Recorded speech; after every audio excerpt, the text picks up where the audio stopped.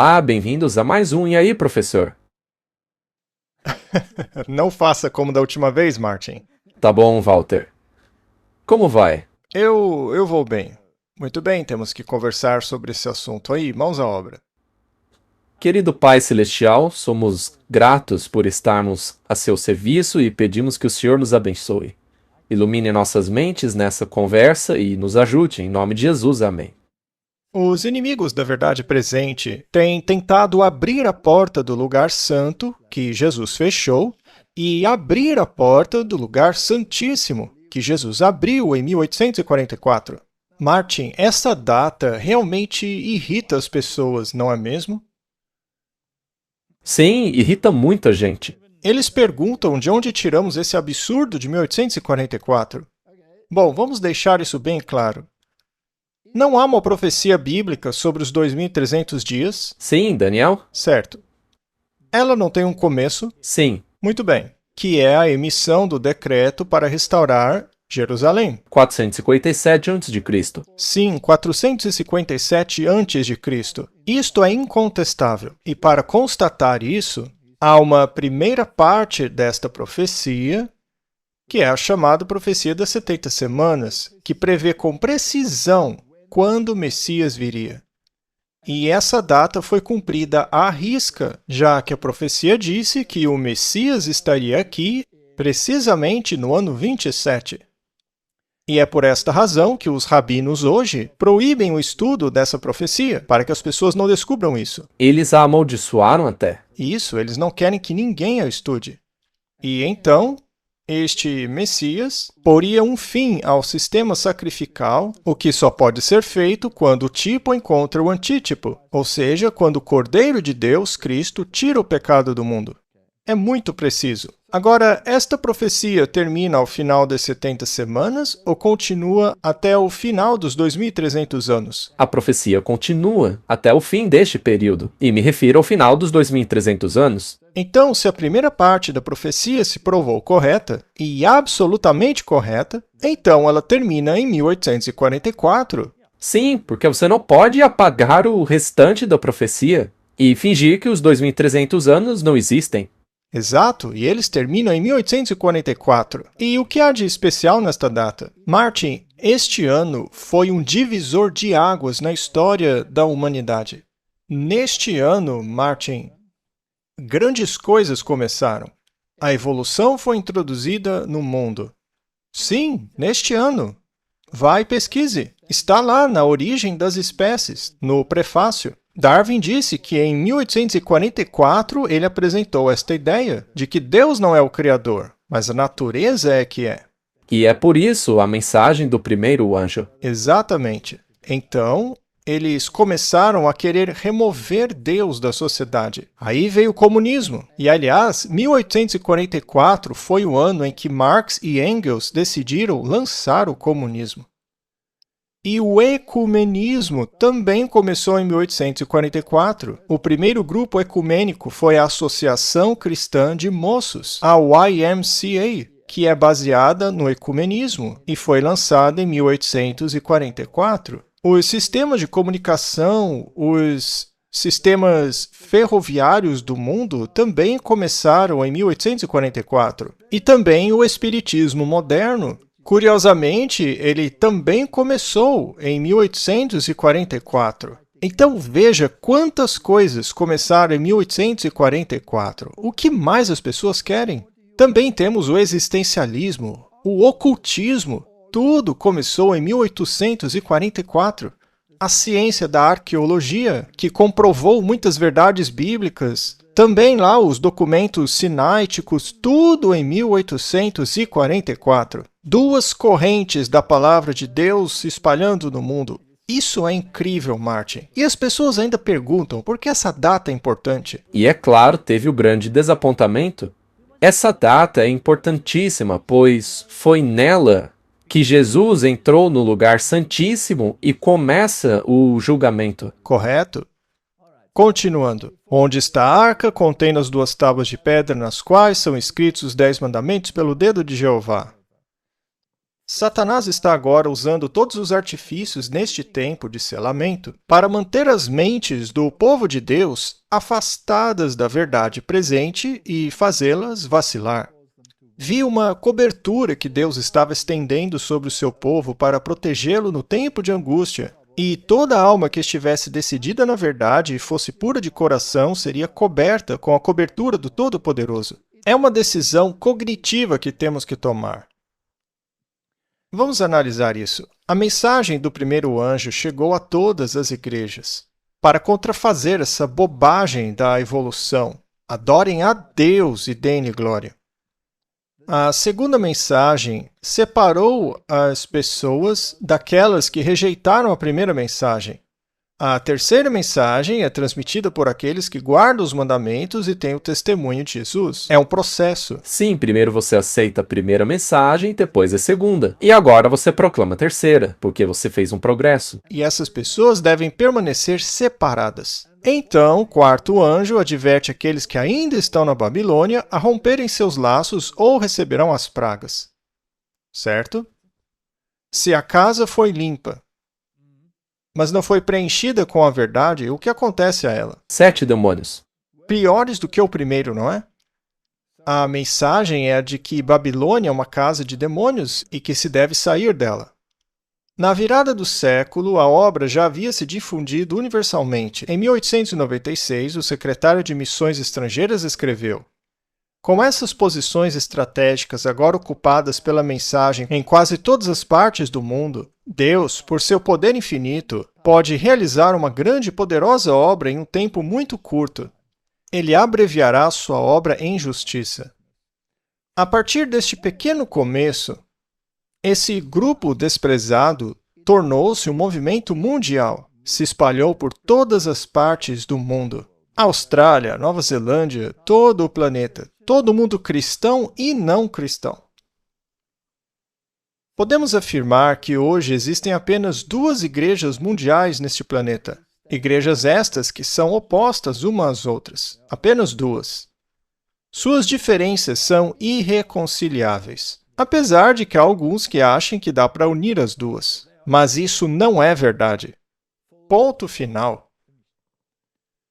As bandeiras sob as quais estão dispostas são inimigas uma da outra. É um conflito entre a lei e o testemunho contra os mandamentos dos homens. É um conflito entre a justiça pela fé e a justiça pelas obras. É uma escolha entre 2 selos, o selo de Deus e a marca da besta. E isso determina o desfecho definitivo deste conflito. Todo mundo deste planeta deverá escolher entre uma ou outra. As pessoas precisam enxergar que só há 2 opções. É a luta entre Cristo e Satanás. Exatamente, só há 2 opções. Isaías 8, 16 a 20. Amarre o testemunho, cele a lei entre os meus discípulos. O que é que deve ser selado aqui? Uma aliança. Na verdade, o que é selado é a lei de Deus, a verdade, ou seja, os 10 mandamentos, a lei de Moisés, o testemunho dos profetas. Não é mesmo? Esta é a norma e o padrão do verdadeiro cristão, nada mais.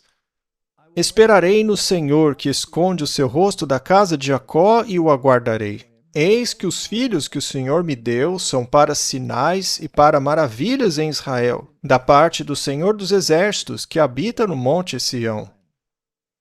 E quando vos disserem, consultai os médios e os adivinhos que sussurram e murmuram, olha só o espiritismo aí, Martin. E aos adivinhos que sussurram e murmuram, não deve o povo consultar o seu Deus, vivos consultando mortos?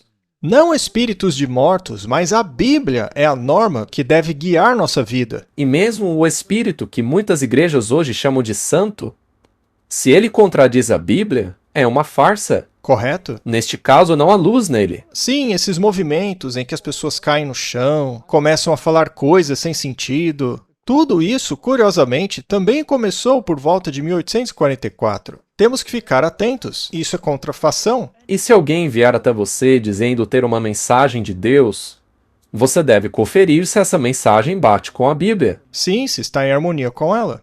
E aí vem o versículo 20. Se não falarem de acordo com a lei e o testemunho, é porque não há luz neles. É assim que funciona, as pessoas gostem ou não. Muito bem. E Deus levantaria um povo para restaurar o selo. Cele a lei. Este selo é um sinal de fidelidade a Deus e à sua lei. É o governo de Deus, não um rei falso, não é um Acabe, não uma Jezabel, que te diz para seguir qualquer lei. Ou melhor, seguir a lei dela, menos a lei de Deus. Êxodo 31, versículo 13. Fala também aos filhos de Israel, dizendo: certamente guardareis os meus sábados, porque eles são um sinal entre mim e vós por todas as gerações, para que saibais que eu sou o Senhor que vos santifica, e não a Jezabel. Essa Jezabel te diz que você só precisa da graça de Deus, não da fé. Isso mesmo. É um sinal entre mim e os filhos de Israel. Por quê? Porque em 6 dias o Senhor fez os céus e a terra, e no 7º dia descansou e se revigorou. O que vem depois do 7º dia?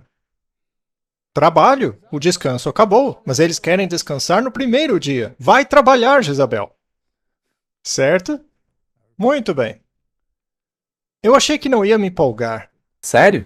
Deixa eu tentar me acalmar aqui. Vamos ver.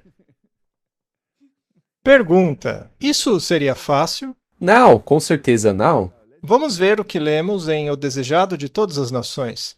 Aqueles que falham em perceber sua constante dependência de Deus serão vencidos pela tentação. Podemos achar agora que nossos pés estão firmes e que nunca seremos abalados. Podemos dizer confiantes: eu sei em quem creio. Nada pode abalar minha fé em Deus e sua palavra. Porém, Satanás planeja se aproveitar de nossos traços de caráter hereditários e cultivados e cegar nossos olhos às nossas próprias necessidades e defeitos. É apenas percebendo nossas próprias fraquezas e olhando firmemente para Jesus que podemos andar com segurança. Existe alguma salvação que eu possa alcançar com minhas próprias forças? Zero. Nenhuma. A justificação vem pela fé. Portanto, se o povo de Deus não levar essa mensagem, as pedras clamarão, certo? E as pedras estão clamando. Sim. Veja, este é o livro de Charlie Kirk. Veja aqui uma foto da página 203. Ali ao lado você pode ver a capa do livro. Veja o que está escrito no livro dele na página 203. Veja. Ele cita Apocalipse 14:12. Uau! Eis aqui a paciência dos santos, aqueles que guardam os mandamentos de Deus e sua fé em Jesus. Não acabamos de falar sobre isso? Acho que mais da metade do que acabamos de ouvir é sobre isso. Muito bem. Bem, vamos ver o que continua dizendo o livro de Charlie Kirk. No último livro da Bíblia, o povo de Deus é identificado como aquele que possui 2 marcas: confiam em Jesus e guardam os mandamentos de Deus. Martin, o próprio Charlie Kirk, reconheceu isso. Continuando. Não se tratam de 2 coisas diferentes, mas de uma só. São pessoas fiéis tanto à aliança quanto a Cristo. O mandamento do sábado é o mais longo e detalhado dos 10 mandamentos, e o único que identifica explicitamente Deus como Criador. Aqui ele está soando como um remanescente. Faz sentido, então, que em uma era apocalíptica definida pelo engano espiritual e falsa adoração, o sábado ressurja como um sinal de fidelidade. Não lemos isso em Isaías 58? Martin, eu estou estupefato. Pois é, as pedras estão clamando. As pedras estão clamando. Ele não fazia parte da nossa igreja. Ainda assim, reconheceu isso. Reconheceu a verdade. Reconheceu as características identificadoras do povo de Deus. E se ele reconheceu isso, poderiam todos também reconhecer? E se esse é o caso, por que a organização que ele criou está indo em uma direção completamente diferente? Isso me faz lembrar de Balaão. Ele estava tentando amaldiçoar Israel, mas só conseguiu dizer a verdade. Ele então a podia ter aceitado? Ele podia, mas ele não aceitou. Ótima observação, Martin. E essa não é a nossa mensagem, Martin? Claro, Será que os outros também não reconhecem isso? muitos reconhecem. O mundo não deveria ouvir essa nossa mensagem? Claro que sim, ela é claríssima. Será então que temos tão pouca fé em Deus que nos acovardamos e escondemos os detalhes de nossa fé? Sim, muitos de nós escondem que são adventistas do sétimo dia. Fazem como Pedro. Pois é, então vamos mudar nosso nome para a Igreja das Boas Obras. Ou qualquer outro nome bobo que venha à mente. Ou Igreja dos que não gostam de confusão. Não era para você rir, Martin. Salmo 124, 1 a 4. Se o Senhor não estivesse ao nosso lado, agora Israel poderia dizer: se o Senhor não estivesse ao nosso lado quando os homens se levantaram contra nós, eles nos teriam engolido vivos. Quando a sua ira se acendeu contra nós, as águas nos teriam submergido e a corrente teria passado sobre a nossa alma. Eu sou testemunha disso. A oposição a essa mensagem é tão grande que você pode esperar até mesmo ser baleado por causa dela. Veja o Charlie Kirk. Ele mesmo não acabou tomando um tiro? Sim, na verdade, veja, o próprio João Batista perdeu a cabeça. É mesmo? O segundo Elias perdeu a cabeça por causa dessa mensagem. Não devemos ter vergonha de quem somos. A igreja pode até ter babilônios e infiéis em seu meio, mas continua sendo a igreja de Deus. Alguns dizem que a igreja não tem nada que ver com um corpo organizado e que eles podem se distanciar dele. Eu achava que era trabalho dos anjos separar o joio do trigo. E essa é uma mensagem relevante para os dias de hoje. O futuro trono de Cristo não estará associado a um sacerdócio mediador depois que ele se levantar. Ou seja, não haverá mais mediador. Atualmente, ele está assentado no trono de seu pai como rei sacerdote Melquisedeque. Mas quando ele se levantar, se apresentará como Senhor dos senhores e Rei dos reis. Nós temos que aceitá-lo. Agora, isso daqui é do espírito de profecia. Eu lhes digo, meus irmãos, que o Senhor tem um corpo organizado por meio do qual ele operará. Quando alguém se afasta do corpo organizado do povo de Deus, que guarda os mandamentos, quando começa a pesar a igreja em sua balança humana e começa a pronunciar julgamento contra ela, então vocês podem saber que Deus não o está guiando, ele está no caminho errado. Sim, não deve haver movimentos separados da igreja. Foi Deus quem organizou sua igreja. Basta ler o Novo Testamento. Eles nomearam anciãos, diáconos e os dividiram em grupos de coisas diferentes. Havia os dons diferentes na igreja. Uns eram administradores. Eu, por exemplo, não tenho esse dom. Você tem mais do que eu. Eu não tenho dom de administração. E eu nem gosto tanto desse dom. Aí é problema seu, Martin. Mas outros têm dom de ensinar. São vários dons. Existem diferentes ministérios na igreja, mas eles têm que ser organizados. E veja, é importante porque no final a estrutura pode até não ter a mesma aparência de agora.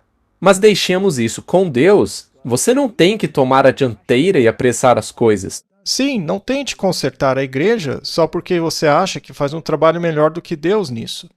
1 Pedro 5, 1 a 6. Os anciãos que estão entre vocês, aos anciãos que estão entre vocês, eu, que também sou ancião e testemunho do sofrimento de Cristo e também participante da glória que há de ser revelada, apacentai o rebanho de Deus que está entre vós, cuidando dele com zelo, não por obrigação, mas de livre e espontânea vontade, não por ganância, mas por disposição. Ele está falando sobre organização aqui? Sim, com certeza. Não como dominadores sobre a herança de Deus, mas como exemplos para o rebanho.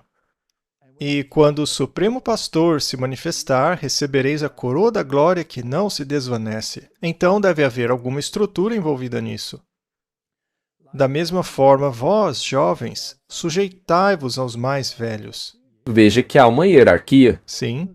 Sede sujeitos uns aos outros e revesti-vos de humildade, porque Deus resiste aos soberbos, mas dá graça aos humildes. Humilhai-vos, pois, debaixo da poderosa mão de Deus, para que ele vos exalte no tempo devido. Então existe uma estrutura e temos que estar dentro dela, certo? Agora, à medida que as igrejas se desenvolveram ao longo do tempo, algumas não avançaram mais do que a verdade que seus fundadores descobriram, o que fazia com que uma nova organização surgisse após essa que abraçasse mais parte da verdade. Assim, foram se desenvolvendo várias denominações, mas Deus nunca negou que os outros ainda estivessem pregando verdades. Porém, quem foi que acabou crescendo mais? Peguemos os batistas, por exemplo, ou os metodistas, ou os dois. Eles foram desprezados no Velho Mundo, mas são as maiores igrejas no Novo Mundo, certo? Então, obviamente, Deus estava agindo em conjunto com eles, e havia ainda outras denominações com outras verdades. Mas então Deus formou uma denominação que reuniu todas essas verdades descobertas ao longo do tempo. É assim. E a igreja que hoje está proclamando a verdade presente é aquela com a qual Deus se associa em termos de disseminar a mensagem final. Sim, e essa igreja remanescente, que reuniu todas as verdades ao longo do tempo, é aquela igreja que guarda os mandamentos de Deus e tem a fé de Jesus. E isso está lá na Bíblia. Então, é fácil descobrir qual é. Exatamente. A primeira mensagem angélica foi para preparar um povo para a vinda do Senhor. A iniciativa foi direcionada a todas as denominações cristãs. Já a segunda mensagem separa aqueles que rejeitaram a mensagem. E a terceira mensagem, portanto, deve ser dada a um povo distinto, que guarda os mandamentos de Deus e tem o testemunho de Jesus. E esta igreja é um movimento organizado com nome específico que destaca suas características distintivas como um estandarte. Não é difícil de entender, Martin. 2 Crônicas 20:20 diz: E levantaram-se cedo de manhã e saíram para o deserto de Tecoa. E saindo eles, Josafá pôs-se de pé e disse: Ouvi-me, Judá, e vós, habitantes de Jerusalém. Crede no Senhor vosso Deus, e assim sereis firmados. Crede nos seus profetas, e assim prosperareis. Ora, ele não estava se referindo aos profetas da época dele. Sim. Verdade presente. Sim. E eles não entrarão em conflito com o mundo? Sem dúvida. Sem dúvida alguma. Isso é uma consequência da mensagem. É inevitável. E será que buscar melhores relações com outras instituições por meio do ecumenismo vai melhorar essa situação? Não. Sem dúvida não. Pois é. É claro que não vai. Este conflito é obra do Senhor. Se alguns em organizações de liberdade religiosa estão tentando isso, estão lutando contra Deus. Você concorda com isso? Claro que sim. A organização de liberdade religiosa não foi criada para o ecumenismo, mas sim para auxiliar os perseguidos e fornecer literatura para explicar, afinal, o que é liberdade religiosa. Deus permitirá a perseguição para tornar sua lei proeminente. Isso é muito óbvio, Martin. E essa perseguição atrairá muitos que verão as coisas em sua verdadeira luz. Portanto, o confronto vai acontecer. E é interessante que você tenha afirmado isso ali. A perseguição, na verdade, levará as pessoas a isso. Fará com que vejam que um lado diz a verdade e vão querer se unir a ele. Todos verão que tem dois lados e terão que escolher um deles. Certo, vamos ler. Aqui também é o espírito de profecia. Grande poder pertencia a esses escolhidos. O anjo disse: Veja. Minha atenção então se voltou para os ímpios e incrédulos. Estavam todos agitados. O zelo e o poder do povo de Deus os haviam despertado e enfurecido. Confusão estava por todos os lados. Vi que medidas foram tomadas contra o grupo que tinha a luz e o poder de Deus. A escuridão se adensou ao redor deles. Contudo, eles permaneceram firmes, aprovados por Deus e confiando nele. Não há um conflito aqui? Ah, claro. Eu os vi perplexos. Em seguida, ouvi-os clamando a Deus fervorosamente. Dia e noite seu clamor não cessava. Seja feita a tua vontade, ó Deus. Se isso pode glorificar o teu nome, abre um caminho de escape para o teu povo. Livra-nos dos gentios que nos cercam, eles nos destinaram à morte. O conflito vai acontecer. Mas o teu braço pode trazer a salvação. Estas são todas as palavras que consigo trazer à memória. Todos pareciam ter uma profunda consciência de sua indignidade e manifestaram total submissão à vontade de Deus. No entanto, como Jacó, todos, sem exceção, suplicavam e lutavam fervorosamente pela libertação. A coisa vai ficar apertada. Já se está dizendo por aí que essa igreja é a perturbadora de Israel, que são uma seita e não cristãos. Sim, que devem ser removidos da sociedade. Sim, elimine-os. Dos males o menor, como disse um líder famoso aí. Em breve, após terem começado seu clamor sincero, os anjos, comovidos, desejaram ir para libertá-los. Mas um anjo alto e imponente não permitiu. Ele disse que a vontade de Deus ainda não foi cumprida. Eles devem beber o cálice, devem ser batizados com o batismo. Será uma batalha, Martin. Não seremos arrebatados antes de passar por ela. Nós vamos vivenciar esse conflito e temos que ter fé. E nenhuma tentativa de acordo com o outro lado vai impedir isso. Salmo 76, verso 10. Certamente a ira do homem te louvará. Isso é interessante, Martin? E o restante da ira tu refrearás. Ou seja, vai haver muita fúria, raiva contra aqueles que pregam a mensagem de Deus. Mas Deus conterá essa fúria. Sabe, eu me lembro da cena que vi uma vez de um cara espumando de raiva, gritando a plenos pulmões e agitando o outro dizendo: "Você tem que agir como um cristão." Ele devia se olhar no espelho. Acho que ele não estava se enxergando. Martin, aquele homem ali na colina, com um rei de um lado à espreita dele e essa mulher nojenta do outro, dizendo todo tipo de abominação que lhe vem à mente, será que isso não coloca esse homem no meio entre a cruz e a espada? Sim, E mesmo assim ele não levou a mensagem? sim, ele não vacilou. E a mensagem dele não destruiu a filosofia de Baal? Sim, destruiu. Não é? Matou todos os profetas de Baal? E Jezabel ficou feliz? Claro que não. Certamente que não. Ela finalmente decidiu matar o mensageiro. Sim. Isso é um decreto de morte, não é? Bom, em um sentido espiritual, quando você destrói falsas doutrinas, você sempre terá a Jezabel nas suas costas. Exatamente. Assim como a filha dela correndo ao seu encalço, dançando para o rei, seduzindo, para certificar-se de que o decreto da mãe seja cumprido. E o Elias ali terá que enfrentar essa situação. Mas com a força de quem? De Deus. E quem é que vai escondê-lo? Deus irá. Deus o esconderá. E vai cuidar dele, vai alimentá-lo. Muito bem. Certo, Mateus 24, do versículo 45 em diante. Quem então é o servo sábio e fiel? Boa pergunta, né? A quem o Senhor constituiu o chefe da sua casa para dar-lhes alimento no tempo devido, ou seja, oferecer alimento verdadeiro, verdadeiro evangelho. Bem-aventurado aquele servo, a quem o seu Senhor, quando vier, o achar fazendo assim. Em verdade vos digo que o porá sobre todos os seus bens. Mas, essa palavra é sempre um problema, né? Se aquele servo mau disser no seu coração, o meu Senhor demora a vir. Muito bem, Marte. Aqui temos um grupo, nessa primeira parte, que está dando o alimento verdadeiro, o evangelho, que está ensinando a verdadeira doutrina. Mas depois aparece o servo mau, que diz que o Senhor ainda vai demorar a chegar. Ou seja, ele quer governar. Não se preocupe com o verdadeiro Senhor. Ele não quer que Jesus venha agora. Mas o que ele faz enquanto Jesus não vem? Ele assume controle. Ou seja, ele é um milenianista, é um dominionista. Ele quer governar. E ele faz isso em nome de Deus. Ele diz: "Olha, Deus, fica aí em cima, tá? A gente se vira aqui." Isso, eles querem governar no lugar de Deus aqui. Mas o que esse servo mau faz com aqueles que pregam a verdade? Ele começa a espancar os seus conservos e a comer e beber com os embriagados. Martin, quem é que distribui o vinho da falsa doutrina? Essa daí. A Jezabel, não é?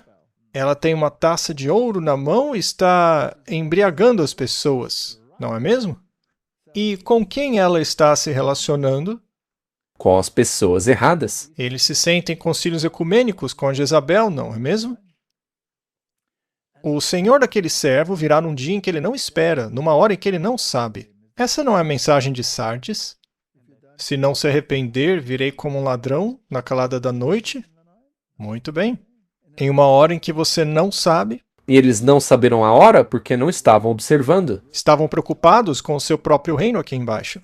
E o castigará severamente e lhe dará a sua parte com os hipócritas. E ali haverá choro e ranger de dentes. É um verso fascinante. Assim, os discípulos tiveram que permanecer em Jerusalém e pregar aos judeus. Primeiro, é preciso aprender e sentir o preconceito. Salvem alguns e livrem-se de credos e tradições antes de serem enviados ao mundo e serem luz para os gentios. Você acha que essa afirmação é correta? Claro que sim, eu gostei da parte em que você disse que eles primeiro tinham que aprender por si mesmos o preconceito que há de dentro, pois isso os preparará quando saírem para pregar fora. É verdade. Isaías 49:6. E ele disse: É pouco que sejas meu servo e restaure as tribos de Jacó e traga de volta os remanescentes de Israel. Eu também te darei por luz aos gentios, para que sejas a minha salvação até os confins da terra.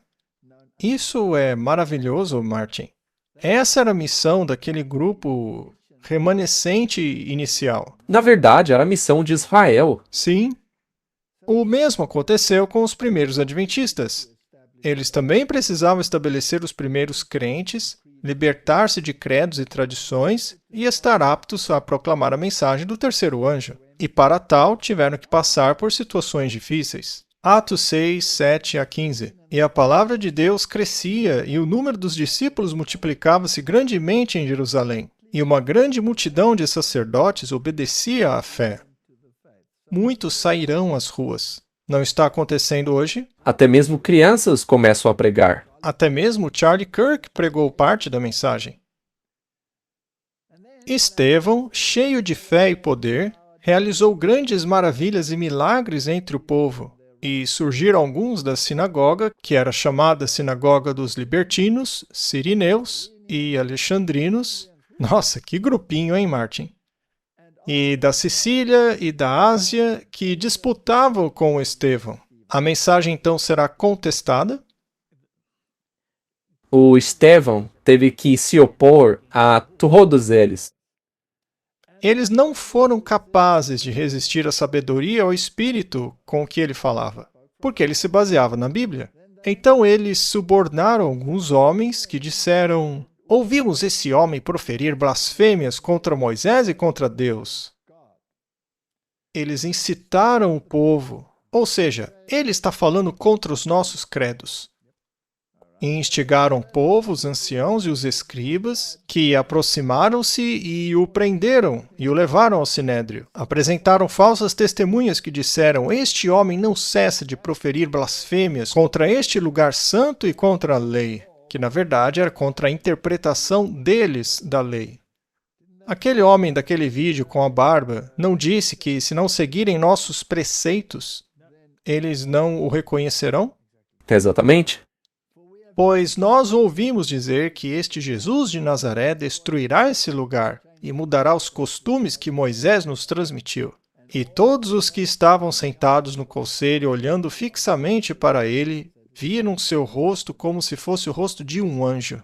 E Saulo consentiu na sua morte. E naquele tempo houve grande perseguição contra a igreja que estava em Jerusalém, e todos foram dispersos pelas regiões da Judéia e Samaria, exceto os apóstolos. Ora, Martin, o mesmo não vai acontecer? Sim, nós teremos que passar por isso e fugir também. E depois de haverem pregado somente aos judeus, como está lá em Atos, quando terminou a profecia das 70 semanas, eles passaram a pregar aos gentios. Os judeus ainda podiam ser convertidos, mas a dispensação judaica, como nação favorecida por Deus, havia acabado. A casa deles agora estava desolada. A questão é que eles sempre tiveram que pregar aos gentios. Sim, mas nunca o fizeram. E aí Jesus teve que vir para restaurá-los, e ainda assim não fizeram. Isso mesmo, se mantiveram isolados. O movimento adventista e seus fiéis tiveram que libertar-se das doutrinas da imortalidade. Certo? Sim. Essa é a doutrina de Jezabel. Também tinham que se libertar da doutrina do inferno eterno, que torna Deus um monstro, né? Eles também tinham que se libertar da doutrina da predestinação arbitrária, que era a visão calvinista. Tiveram que se libertar da graça e da misericórdia baratas, sem justiça.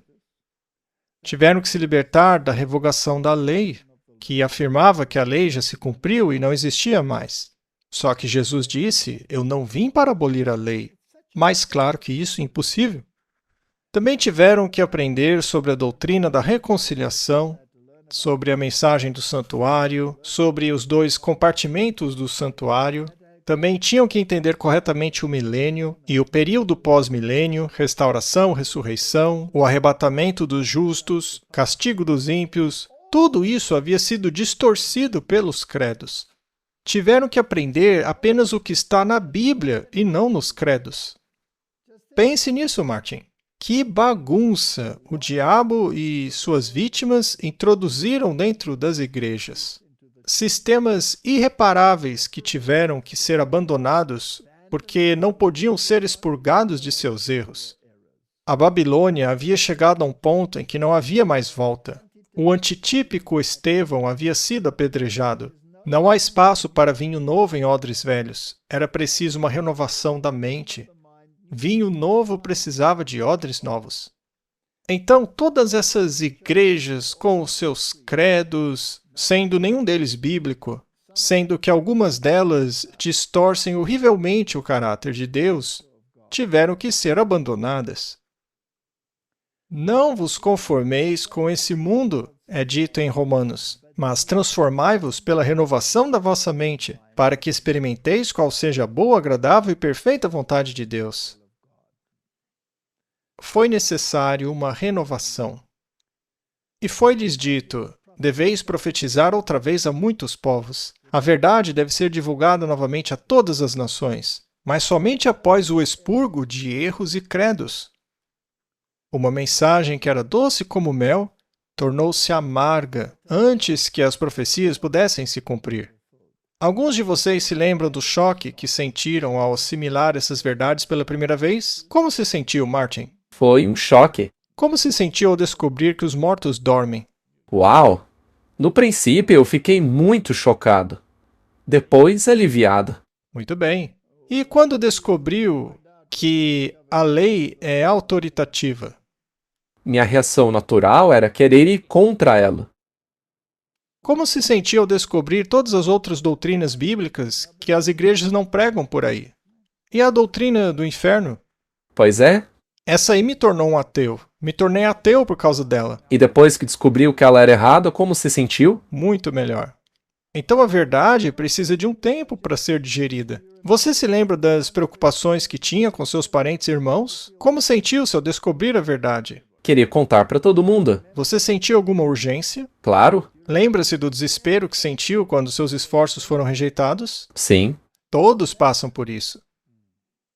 E quantas mentiras e mais mentiras que acreditávamos antes? Eu era um evolucionista.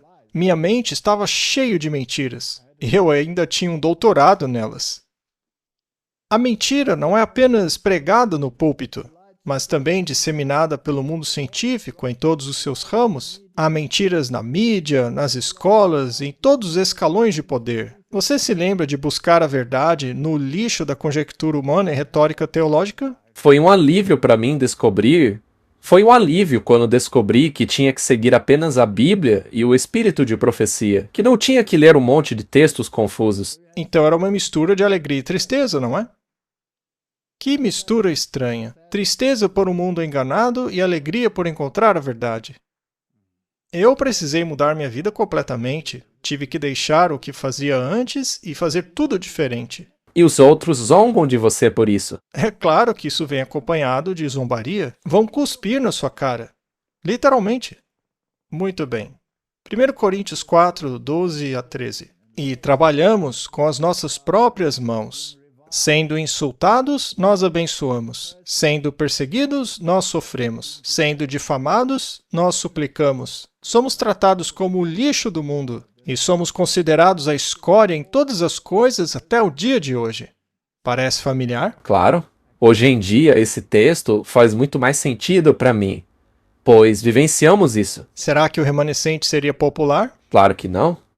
Essa igreja está fundada na rocha, Cristo Jesus. Seu fundamento é muito seguro. Não está fundada em seres humanos, nem mesmo em Pedro, mas em um fundamento mais firme.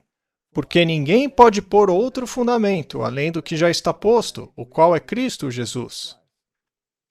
Se eu deixo de acreditar na primeira frase da Bíblia, eu acabo fazendo de Jesus um mentiroso, e Satanás torna-se o verdadeiro. Neste caso, Satanás está certo quando afirma que nós não morremos, ou que não fomos criados, surgimos da evolução. Neste caso, Cristo é o mentiroso. Um dos dois está mentindo. É impossível que ambos estejam dizendo a verdade. Efésios diz: portanto, já não sois estrangeiros nem forasteiros, mas concidadãos dos santos e membros da família de Deus, edificados sobre o fundamento dos apóstolos e dos profetas, sendo Jesus Cristo a principal pedra angular. Nele todo edifício bem ajustado cresce para o templo santo no Senhor, no qual também vós juntamente sois edificados para a morada de Deus no Espírito. Agora, se você acredita em Deus, isso automaticamente torna o mundo mentiroso. É verdade. E isso é um grande alívio. É por isso que, quando realmente abraçamos a verdade, nós vamos nos apegar e ficar firmes nela. Não seremos abalados. Isso mesmo. Aí, quando você lê um artigo dizendo que há 430 mil anos a humanidade surgiu pela primeira vez, você sabe que eles estão mentindo. Sim, mas agora eu fico com pena deles. Você sente pena deles? Olha, eu quase não sinto mais pena deles, mas eu vou tentar. Obrigado pelo exemplo, meu amigo. Muito bem. A Bíblia apresenta vários símbolos para este remanescente, para esta igreja final. A Bíblia chama essa igreja de exército. Ela fala sobre o exército, fala sobre a armadura de Deus, o equipamento. É um sistema militar. Cristo é o capitão e também o príncipe deste exército. E a mesma figura se aplica a Miguel. Ele tem uma espada. Então, trata-se de um exército em ação aqui. Mas essa igreja também é chamada de rebanho, que tem um pastor, certo? Também é chamada de templo, e também de vinha, também de corpo. E há vários outros símbolos. É um jardim, fortaleza, é uma cidade no alto da colina, é uma mulher pura, não Jezabel. É um castiçal, fonte de vida, família. E com certeza famílias não têm problemas, né? É um exemplo muito bom de como as coisas funcionam na igreja. Sim, mas deve haver unidade. Então, considerando todos esses símbolos, que são a família, rebanho, exército, qual a importância da unidade nessas coisas? É muito importante, mas é difícil chegar lá. Pode um membro funcionar sozinho sem os demais? Não. Pare para pensar em quantas famílias desestruturadas existem hoje porque as pessoas não querem entregar o próprio eu. É aí que está o problema, é egoísmo. Muito bem. Qual é mesmo aquele ditado? Se o egoísmo e o orgulho pudessem ser abandonados, todos os problemas seriam resolvidos em 5 minutos. Pois é, seria muito rápido. Infelizmente, não é o caso. Muito bem. João nos diz: nisto todos conhecerão que sois meus discípulos, se vos amardes uns aos outros. É da vontade de Deus que haja união e amor fraternal entre o seu povo. A oração de Cristo, pouco antes de sua crucificação, foi para que seus discípulos fossem um, assim como ele é um com o Pai, para que o mundo cresça que Deus o enviou. Esta oração tão comovente e maravilhosa atravessa os séculos até os nossos dias, pois suas palavras foram: não oro somente por esses, mas também por aqueles que hão de crer em mim por meio da palavra deles. Martin, por que não há união? Porque eles não creem e não se reúnem para promover a união. E o testemunho? Sim, esse é um dos... E a palavra. Nós já... Veja, já falamos muitas vezes isso. Sempre haverá muita discórdia por causa dessa palavra. Sim. E é por isso que Deus deu o testemunho, para torná-lo reto e claro. E isso é ainda pior. Basta pensar em Jeremias. Ele não era muito popular. O jogaram na prisão, deram-lhe pão e água, o jogaram em uma cisterna. Ele escreveu sua mensagem e eles a queimaram.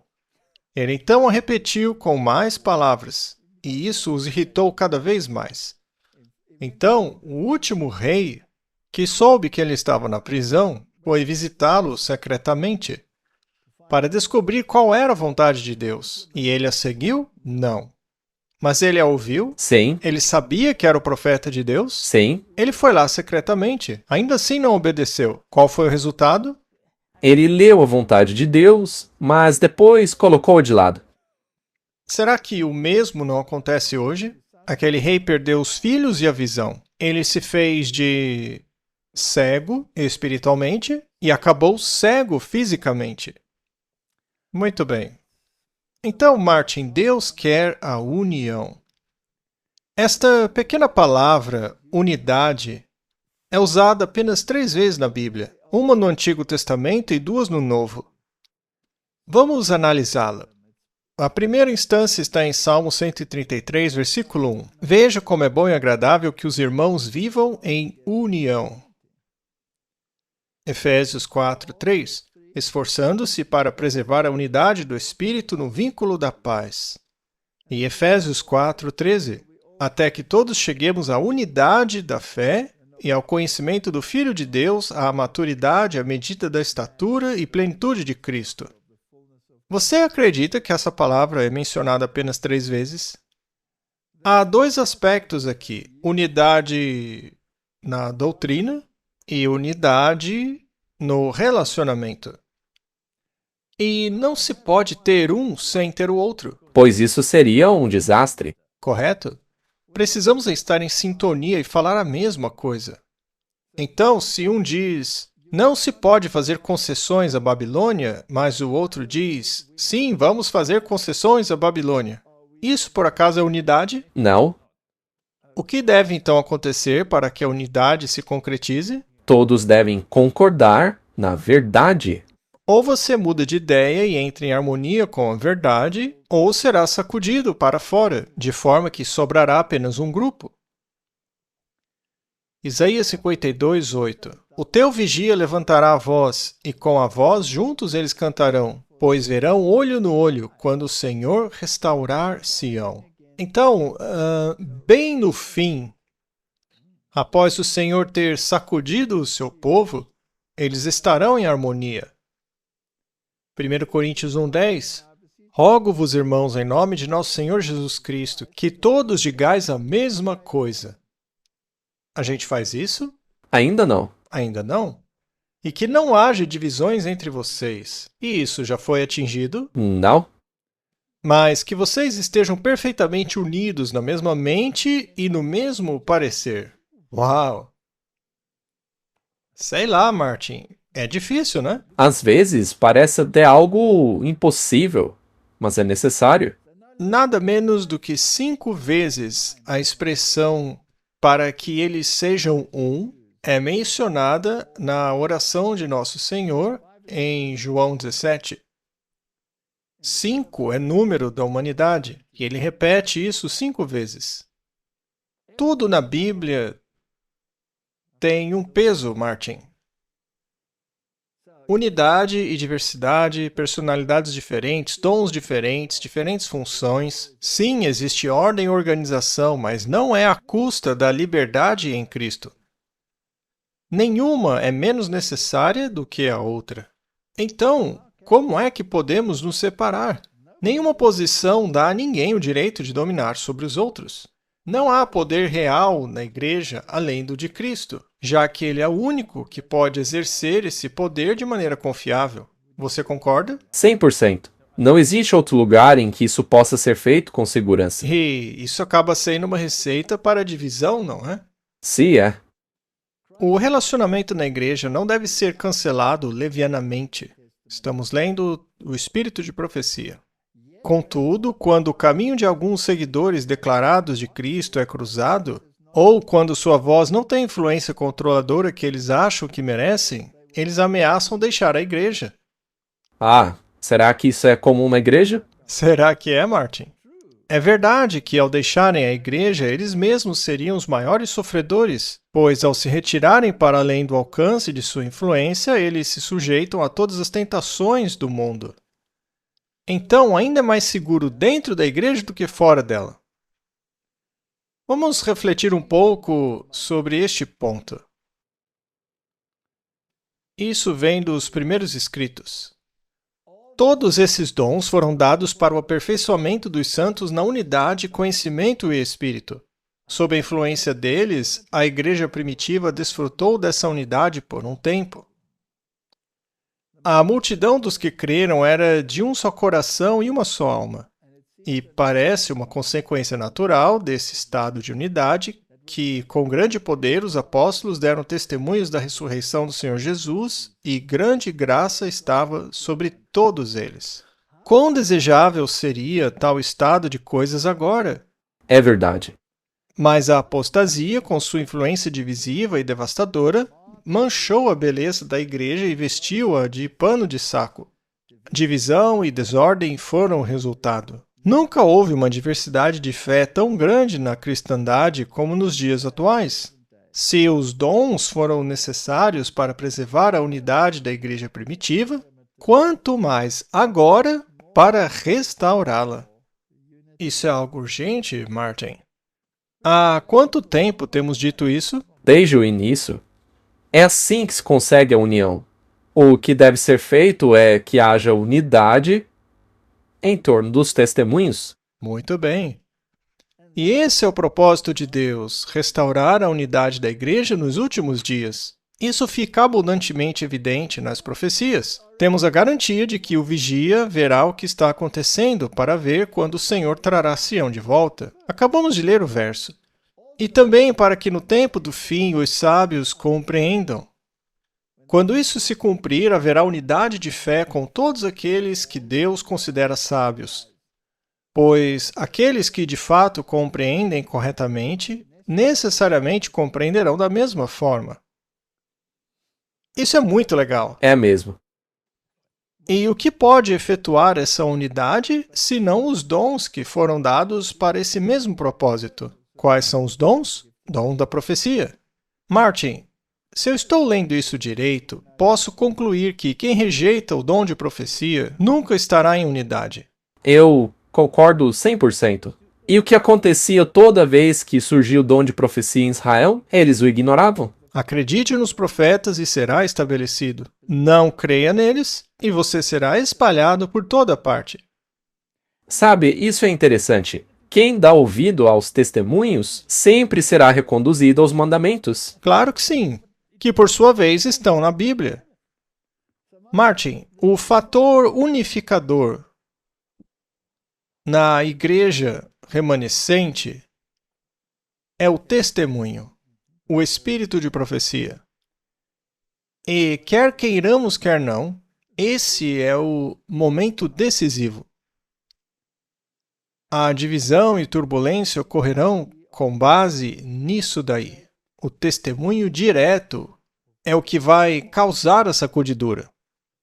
O fato de não haver unidade perfeita agora não invalida esta igreja. Não, de jeito nenhum. Porque as verdades estão dentro de suas fronteiras. Os caminhos foram restaurados.